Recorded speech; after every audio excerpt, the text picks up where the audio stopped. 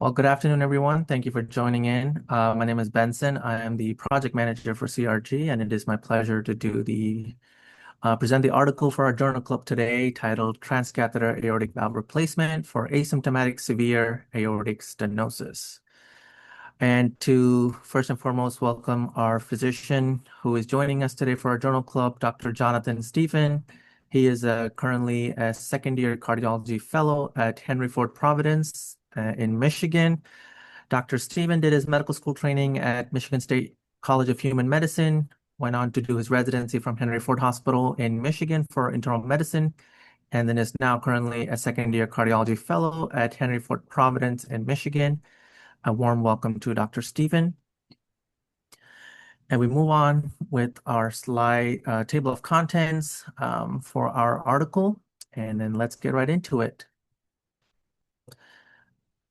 Going on to our introduction. So for this study is specifically looking at aortic stenosis, and as a stat, aortic stenosis affects greater than 3% of the adult population, specifically in patients aged greater than 65 years of age. The current guidelines for treatment for aortic stenosis is aortic valve replacement or clinical surveillance. And for patients for the aortic valve replacement, it is usually opted for patients with severe symptomatic stenosis, asymptomatic severe aortic stenosis, or left ventricular ejection fraction less than 50%, with a positive stress test or other indications for an open heart surgery. And clinical surveillance is usually via echo for about every 6 months to a year, and for patients with no symptoms or other indications for aortic valve replacement. Previous studies have shown benefit for aortic valve replacement. This was specifically in retrospective studies, and there were two randomized controlled trials that has shown benefit for early surgical aortic valve replacements in patients with severe aortic stenosis. But again, these were surgical valve replacements, not the transcatheter aortic valve replacement or TAVRs that was focused on for this study. Again, there was no real evidence. I don't want to say no real evidence, but there was not substantial evidence for TAVR results, as it was still a fairly new procedure that was being done. Previous studies also had younger patients in the surgical aortic valve replacement group, and they had smaller sizes, and these patients also had severe aortic and mitral disease. So this study hoped to perform a randomized controlled trial that would reassess current guidelines regarding recommendations for aortic valve replacement in asymptomatic severe aortic stenosis. You can move on to the next slide, please. Just a brief history about aortic stenosis and TAVR. So aortic stenosis is the most common valvular disease, specifically in the industrialized countries. Etiologies includes aortic due to sclerosis of the aortic valve, bicuspid aortic valve, and rheumatic fever, which is less common in industrialized countries. Aortic valve stenosis does cause increased load on the left ventricle and eventually cause left ventricular failure. The patients often have a latent asymptomatic period for aortic stenosis. And as we all know, auscultation usually reveals a harsh crescendo decrescendo systolic murmur. And the first signs of symptoms for aortic stenosis is often stated as dyspnea on exertion, angina pectoris, or even syncope.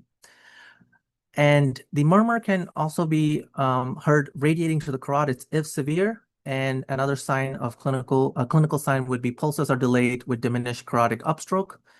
And severe aortic stenosis risks development of heart failure and cardiogenic shock if left untreated.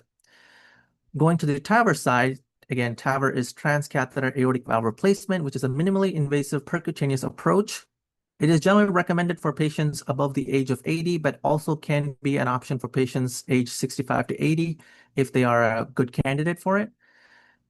Often expected in patients with the life expectancy of less than 10 years and has a high surgical risk or projected survival outcome of less than 12 years. And there's a picture of an aortic valve used in a TAVR, and this is specifically the Edwards Sapien valve. Say it, please. Happy Sunday. Oh, sorry. Okay, moving on. For our trial design and patient selection, so this trial was the EARLY TRAVR trial, which was a prospective, multi-center, open-label, randomized controlled trial, which specifically used the Edwards valve. Again, the Edwards valve was the SAPIEN or the SAPIEN 3 Ultra valves were the only valves used in this trial. And the approach for this TAVR was the transfemoral approach using a balloon expandable valve.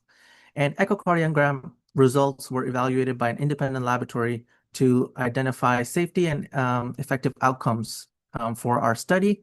And just a side note that this lab was not blinded for the patients that were undergoing this trial. For patient selection, patients above the age of 65 with an asymptomatic severe aortic stenosis was selected into the trial, and how they were determined as asymptomatic is because they underwent a treadmill stress test and it was determined negative. Patients were also reviewed by an independent physician-led board at each site for their selection into the trial. Exclusions include an STS, which is the Society of Thoracic Surgeons predicted risk of mortality score of which is ranged from 0 to 100, with the higher score indicating greater risk of death within 30 days. And for our study, if they had a risk greater than 10, they were excluded. Left ventricular ejection fraction less than 50% was also an exclusion criteria, and any other class 1 indication for aortic valve replacement was also an exclusion criteria. Patients were randomized on a 1-to-1 basis and into the TAVR group or the clinical surveillance group. And in the clinical surveillance group, they were treated according to the ACC, which is the American College of Cardiology, and AHA guidelines. And clinical echo assessments were completed for 5 years. In the selection, there were 1,578 patients who were enrolled from the years 2017 to 2021 across 75 sites in US and Canada. 901 patients were selected and randomized for the trial, with 455 going into the TAVR group and 446 going into the clinical surveillance group. And the most common cause of exclusion for randomization was an anatomical reason and symptomatic severe aortic stenosis. And the median time for the TAVR group or patients assigned to the TAVR group to undergo the procedure was 14 days. Next slide, please. The primary outcomes of this study, they hope to identify and follow get results for the primary endpoint, which was a composite incidence of death from any cause, stroke, unplanned hospitalization for cardiovascular costs, which was broken down into 2 specific groups, which was in the surveillance group, aortic valve intervention within 6 months after randomization was considered an unplanned hospitalization. Similarly, re-intervention in the TAVR group for the aortic valve within 6 months post-op was also considered an unplanned hospitalization.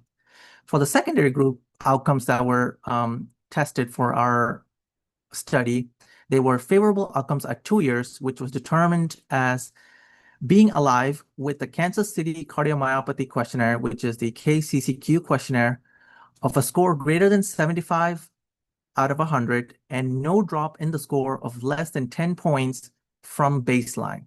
And again, a higher score in this questionnaire indicated fewer limitations and greater feelings of wellness for the patient. Another composite was the integrated measures of left atrium and left ventricular health as seen by the echo. And these measures were determined at 2 years, which were defined as the absolute left ventricular global longitudinal strain of at least 15%, left ventricular mass index of less than 115 grams per square meter in males and 95 grams per square meter in females, and a left atrial volume index of 34 milliliters per square meter or less. Changes in left ventricular ejection fraction from baseline, new onset AFib, and a composite of death or disabling stroke were also considered as secondary outcomes. Next slide, please. As we move on to the first table that we see, which just gives you the characteristics of patients at baseline, the mean age of our patients was 75.8 in either group. The mean STS score predicted for the mortality was 1.8, and 83.6 patients were considered low surgical risk based on local heart teams. Another significant fact or parameter we can see in this table is that for the race, it was predominantly white patients that were in both groups, with other racial profiles being less represented. The mean KCCQ score was 92.7, again, a higher score defining lower limitations and greater sense of wellness. Severity of aortic stenosis were similar in both groups prior to the study, and the peak velocity across the valve was 4.3 meters per second, and the normal value is less than 2 meters per second, and a value greater than 4 meters per second constitutes a severe stenosis.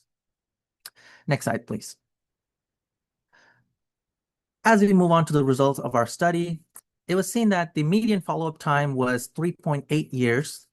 And on figure 1, it shows that the primary endpoint was determined as death from any cause, stroke, or unplanned hospitalization for cardiovascular cause. And figure 1B, C, and D shows the individual components of the primary endpoint.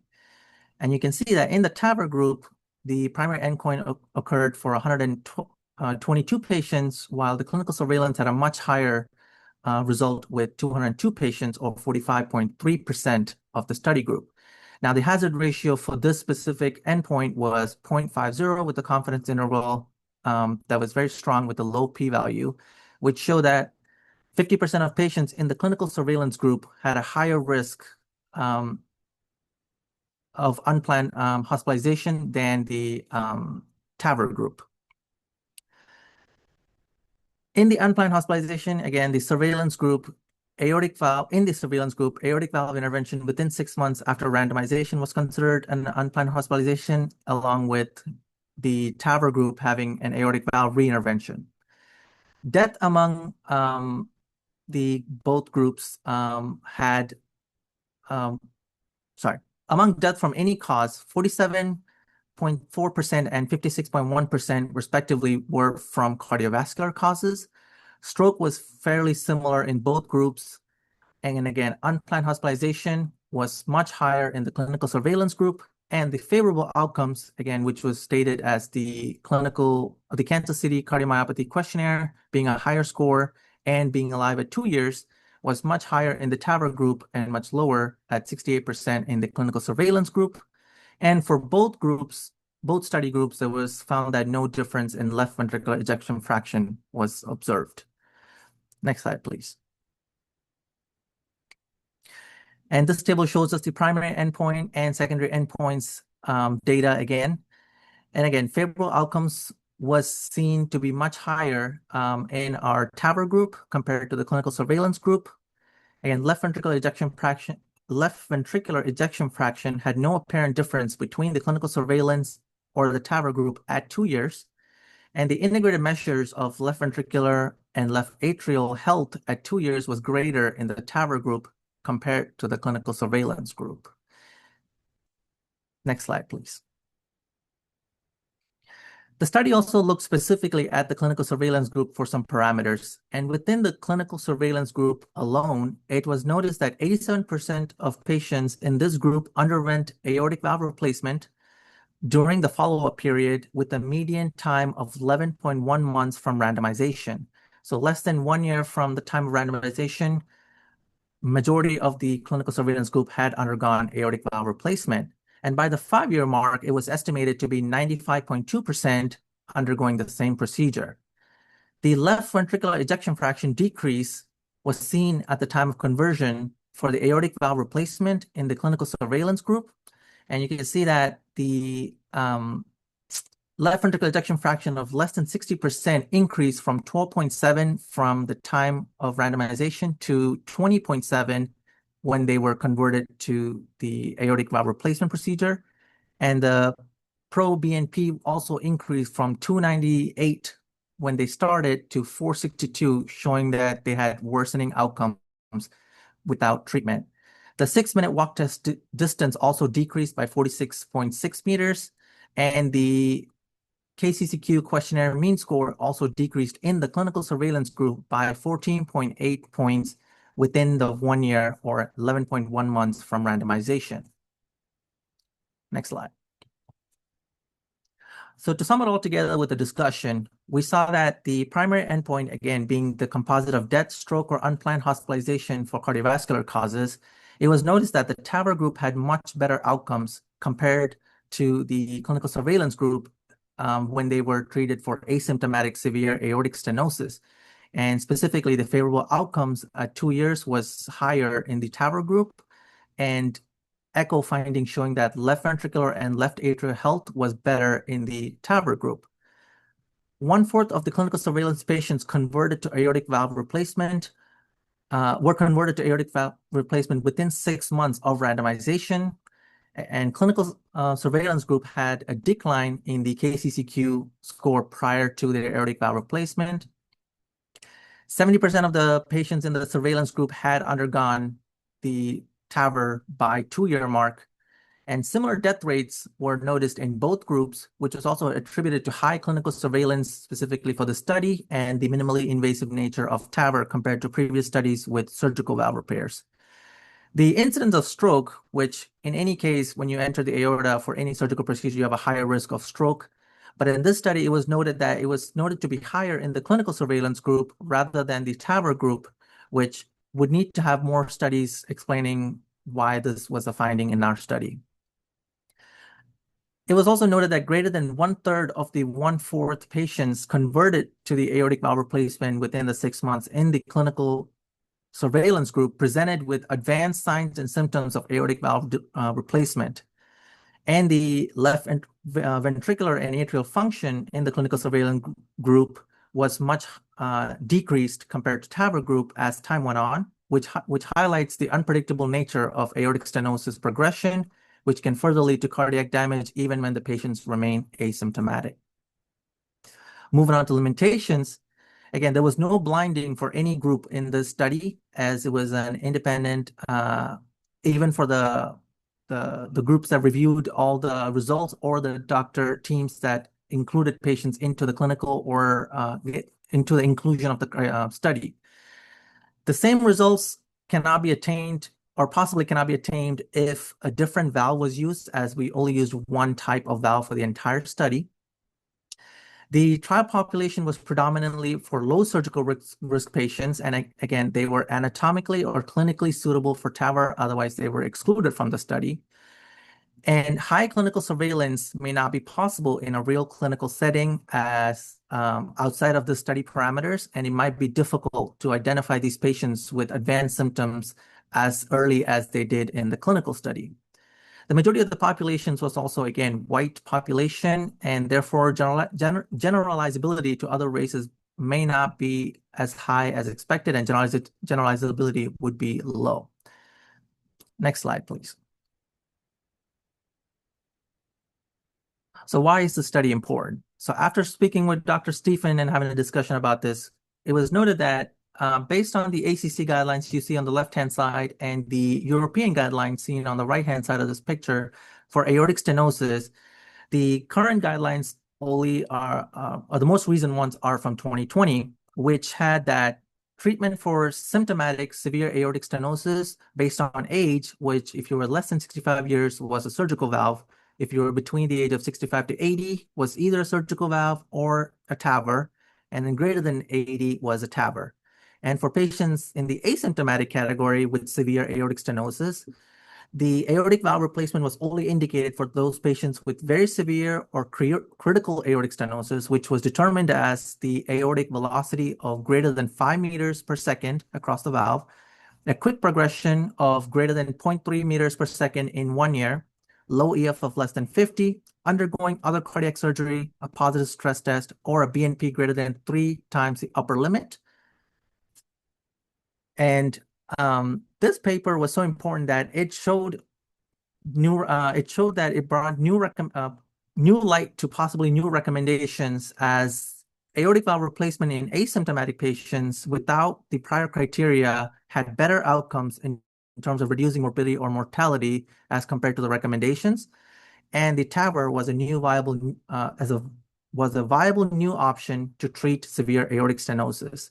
Now, the European guidelines, as seen by the 2025 guidelines, have taken into account this result from this study, along with the three other big three asymptomatic aortic stenosis trials, into their guidelines, which show that asymptomatic patients, which you can see on the bottom right, two bullet points, I should say, they have increased their classification from early intervention being a class 2A recommendation rather than the American side showing that it is still possibly a class 2B intervention.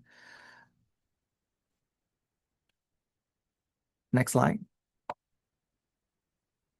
And this is my references, and the floor is open for any questions that anybody has. And also, before I move on to questions, I'd like to give this opportunity to Dr. Stephen to give his thoughts. Thanks, Benson. It's a great presentation. This paper actually was pretty practice changing for us in cardiology. The biggest outcome that you kind of push for in the primary endpoint in this paper, what really drives the primary endpoint here is it's not death, it's not stroke, it's mainly not going into the hospital, not getting hospitalized for any cardiovascular cause. And the one thing that we know about aortic stenosis is it's a progressive disease. It'll only get worse. There's no real way of making it better without actually intervening, whether that's surgical or if it's TAVR. And when we see within 2 years, 3/4 of the patients end up becoming a surgical valve, it makes you think that if you could intervene earlier, you can get these patients a better morbidity by not allowing them to get into the hospital earlier during that time frame. And so anyone with a gradient greater than 4 should be seen by any of the surgical valve and the TAVR valve specialists. For our hospital, we have an aortic valve replacement clinic where they're seen by both the interventionalist and the surgeon. And a decision's made early as to what would be their best aortic valve replacement option when they are going to need them. And even those patients who are borderline on that moderate to severe, we like to see them as early as possible so that we can make plans and follow up with like every 6 months or every 1 year echocardiograms, depending on how they're doing. The other big thing that I think about in this paper is before the 2020 guidelines for the ACC recommendations really favored surgical aortic valve more than TAVR. There was some argument where you could say you could do either. It's not unreasonable to do TAVR, but there was a preference for surgical aortic valve. If you read through kind of the documentation underneath just the class. And this paper kind of changed it pretty heavily in the way that it's worded in the European guidelines.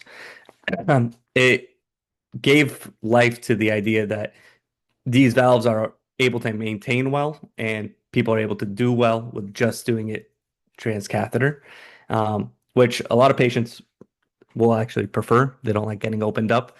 It's a 1 day turnaround for an aortic valve that we do through the groin. We do the valve, patients go home the next day, they're up and walking. That next day, they feel back to normal within a week. Surgical aortic valves, it's about a 5-day hospital stay. Takes about a month for them to really get back to normal after you crack open the chest. So it's pushed a lot of patients towards the TAVR, but we are just coming up. It's originally FDA approved in 2011, the TAVR, so we're just coming up on all of those old valves starting to fail. So now the question is going to be in the future, valve replacements, if it's surgical, if it's TAVR. But I think that this paper was really good at demonstrating that the earlier you get to these severe patients, the better outcomes that they have. And they're going to end up with a valve regardless within the next 2, 3, 4, 5 years. So get them in. Make sure you're following them closely. A lot of the patients that were originally screened, they said they're asymptomatic. It turns out they were symptomatic. No one was asking the right questions. That's where that KCCQ really comes into play. So it's a great paper. You did a great job presenting it.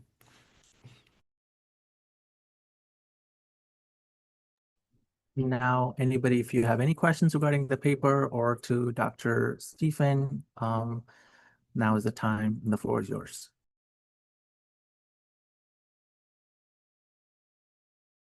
So Pri, go ahead. Hi.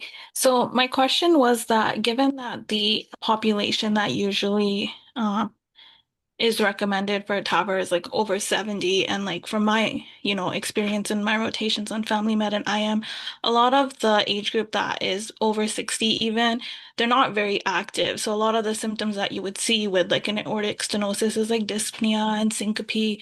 Those patients aren't really experiencing that because they're very sedentary. So like in your experience, is there anything else that you might think that would be a good test or marker to like maybe start screening patients for earlier? Like I know their history would be great, like they have hypertension, hyperlipidemia, diabetes, but what about like even screening with like a BNP or other markers? So I'll take this for Benson. I think that the biggest symptom that I look for when I talk to patients about their aortic valve symptoms is exercise tolerance. So within the last 6 months, have you noticed you're unable to do as much as you used to be able to do? And is that progressively getting worse? The dyspnea, the syncope, those are definitely symptoms. And if someone comes in with dyspnea or syncope, they should be getting an echo for screening. Um, but when it comes to differentiating, is that symptom coming from the aortic valve, or is it coming from their COPD? Is it coming from a heart failure exacerbation? Is it coming from sometimes they'll have anginal chest pain? Is that coming from coronary artery disease rather than the aortic valve? The one that I find is almost the most specific is a decrease in exercise tolerance. So if they're saying over the last 6 months, I've been not able to get up and walk around like I used to. I used to be able to do all my ADLs, all my activities of daily living, and now it's getting hard for me to, take a shower. I get short of breath when I'm in the shower. I get short of breath if I'm walking just from the kitchen over to the backyard to go water the plants. Then you'll start. That is usually more consistent because as aortic stenosis progresses, that last the time it takes to go from mild to moderate to severe starts to accelerate. And you can start seeing that these acceleration of the aortic stenosis is why we start to shorten the time frames between when we're doing the echoes as the aortic stenosis gets more and more severe. We don't have great guidelines on whether or not you should be, screening everybody except for patients with a history of bicuspid aortic valves, family history of things like Marfan's, where they have a higher risk for bicuspid aortic valves. But for tricuspid valves, it's mainly based off of what you hear on exam. So you can hear aortic stenosis very, very well with a stethoscope. You can almost grade it purely off of the stethoscope. And so a really good physical exam will tell you whether or not you need to be looking for an echocardiogram to see whether or not these patients have severe aortic stenosis and what you can truly grade it based off of the velocities. Thank you. And another question I have, if I may, is there anyone else that has their hand raised? I can't see. No, go ahead. Okay. Another question I have is like, say, I know for this that I think the average age group was around like 70, 80, but like, what if you had like a 65-year-old and like an 80-year-old and they were both asymptomatic, but they were good candidates for surgical valve replacement and TAVR? Like, how would you kind of counsel them differently? So at the end of the day, it's up to the patient. We usually offer both options in patients who are good for either one. Um, The push for surgical, really for us, at least at our hospital, is when patients need something more than just the valve. If they need a bypass, if they need an aortic root replacement, a lot of patients with aortic stenosis, they'll have, because of that high flow jet that's going through the aortic valve, they get a lot of pressure on the aorta, and that aorta will start to dilate. So you'll see a lot of patients who are very young with bicuspid aortic valves in their 50s. They won't just need a valve, they're going to also need an aortic root and it likely part of the aorta, the ascending aorta. So those patients, you definitely want to send them for surgery, if you can, as long as their risk score is good for it. Um, and so it really becomes a discussion. It's shared decision making, as you do with anything in medicine. You give them their risk score. You tell them whether or not they'd be a candidate for either. Sometimes not just age, but anatomical data that we get from a CT scan lets us know whether or not a TAVR is even possible. Some of these patients, it's just not fit for a TAVR. We do mainly Edwards. Like I said, I didn't really say that at the beginning. About 75% of the market in the US is Edwards. So this is the most common valve that we use is Edwards Sapien 3. And so the paper really does not demonstrate what we expect for most of these patients. But for us, it ends up being a discussion. There are some patients where you feel like if they're 60, 65, if you want to put a surgical valve first, and then in 10, 15 years, when that valve starts to fail, you can put in a TAVR inside of it to do valve in valve is much easier than trying to put a TAVR and then removing that entire TAVR when you have to do surgery in 15 years once that valve goes bad. So we talked to them about all of those things. It's ends up being very specific if they need to get their aortic root dilated to fit a future valve or things like that. But it ends up being a conversation with these patients and kind of making a decision on what's going to be the best for not just these next 10 years, but 20 years or 30 years, depending on age. Thank you, Dr. Stephen, and great presentation, Benson. Thank you. And Benjamin, go ahead, sir. Hey, I mean, kind of what I have feeds into that a little bit, but I'm wondering, the differences based on like your life expectancy for the patient, on if you're still willing to do surgical, if you're leaning towards TAVR, that type of thing. Yeah, that's a great question. So the guidelines actually say, if their life expectancy is less than 10 years, or less than, just a few years, do TAVR rather than SAVR. And the reason there is your SAVRs tend to last a little bit longer. They can put in larger valves because they can dilate the root. They can also fix, anything else that they're doing in there. And so if you do a SAVR, especially extremely, extremely young, if you're talking about like 30s or 40s, we talk about mechanical aortic valves, which you'll very rarely see, but those will last a lifetime. So if you think about it in how long is the valve going to last, it'll go mechanical aortic valves, then you'll have the surgical aortic valves, and then you'll have the TAVRs. The TAVRs, for some reason, probably because we have to do the balloon expandables or even the self-expandables, it's a little bit more technically challenging because you're not really in there just suturing it in. You have to compress these valves, and you have to make them able to reopen up, and so you can cause some damage to the valves over time. So there is a preference that as they're younger, surgical valves tend to be better, and that also comes with what you're going to do once that valve fails. Extracting a surgically placed valve is actually just as difficult as extracting a TAVR valve, but putting in a valve in valve inside of a surgically placed valve is easier usually because you can get a larger size. So that is something that we push for when we do get our patients to go for surgical aortic valve, is that we want the surgeon to try to put in the largest valve that they can, so that in the future, when we need to put in a new TAVR, it'll be easier for them to get a large valve, because patients start to get what we call a bioprosthetic patient mismatch. If the valve is too small, it won't let out enough blood for what they need. So that is one of the largest outcomes when it comes to long-term survival, is if that valve is properly sized for the patient. Thank you, and thank you for the presentation, Benson. Thank you so much. And Dr. Stephen, I have a question for you. Based on your practice, at least, in Henry Ford that you've seen, I know you said, try to get these patients into the clinic earlier, but how, you might not have a number, but just on, reference, how much would you say, are you doing TAVRs on patients with moderate stenosis? Or are you going to wait till they get to at least to the severe criteria before you jump in? So moderate symptomatic stenosis, where you feel that is purely based off of the valve, does happen very, very rarely, but it does happen. And we do intervene on those. There is a recommendation actually to intervene on those valves. But for the most part, if they're moderate, they'll be at the clinic mainly for surveillance. So they'll be there probably.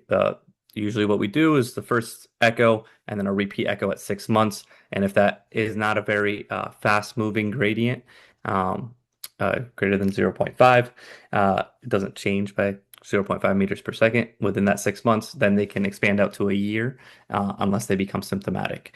And then once they reach that severe level, that's when we start talking to them about doing the valve replacement without really a rush of getting them in. There's some patients where they'll come in with critical or very severe AS, that median of the aortic valve mean gradient of 50 or a peak velocity of 5 meters per second. That counts as very severe. And we know that those patients are high risk for mortality. So we want to get those patients in for valve replacement within a week or two, which we're usually able to turn around.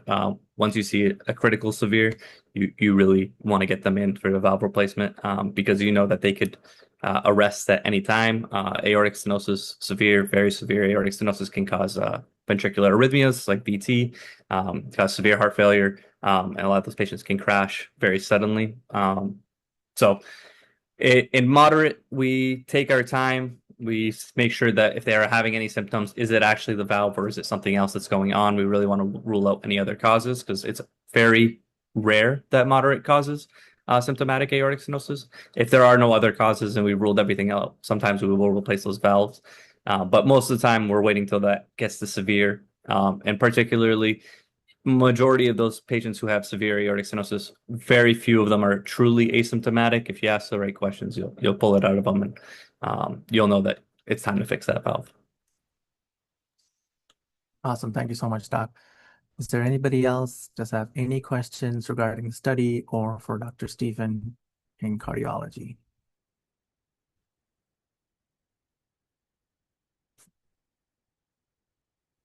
I don't think so. So at this point, Dr. Stephen, thank you so much for your time and insight for this journal club. We really do appreciate your presence being here and giving us clinical evidence based practice for our students who have joined us here today. Thanks for having me. It was a great job. Thank you. All right, Doc. You have a great rest of your afternoon. I mean, feel free to stay if you want, but it'll just be more meeting stuff for us. So. All right. Have a good one. Thank you.